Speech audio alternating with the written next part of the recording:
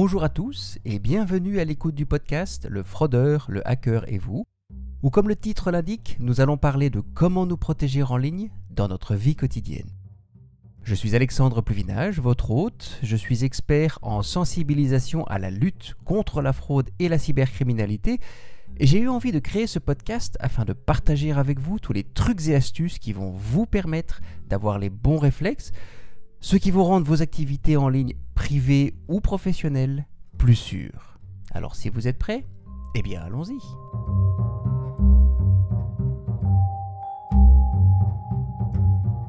Je parlais d'avoir les bons réflexes, mais ces réflexes nous les possédons déjà et nous les utilisons naturellement dans d'autres situations. Par exemple, nous savons qu'il n'est pas prudent d'aller se promener seul dans une rue sombre dans un endroit reconnu comme dangereux. Eh bien, lorsque l'on se promène en ligne, c'est la même chose. Il y a des situations sans risque et d'autres qui demandent de la prudence. Par exemple, cliquer sur un lien dans un email peut aussi avoir des conséquences indésirables, mais l'on n'y fait pas toujours attention. Et c'est la raison pour laquelle je voudrais vous donner les outils pour que vous puissiez adapter votre comportement en ligne lorsque c'est nécessaire.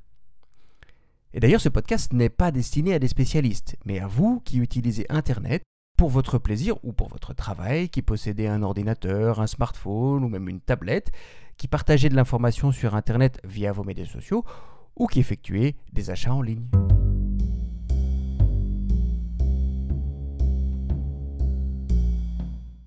Le premier épisode de notre podcast est déjà en ligne. Nous y parlons de ce qui, à mon sens, représente la plus grande menace sur Internet. Je veux bien évidemment parler du phishing ou hameçonnage. Si vous pensez que cela peut aider vos amis ou les membres de votre famille à se protéger en ligne, n'hésitez pas à leur parler de ce podcast.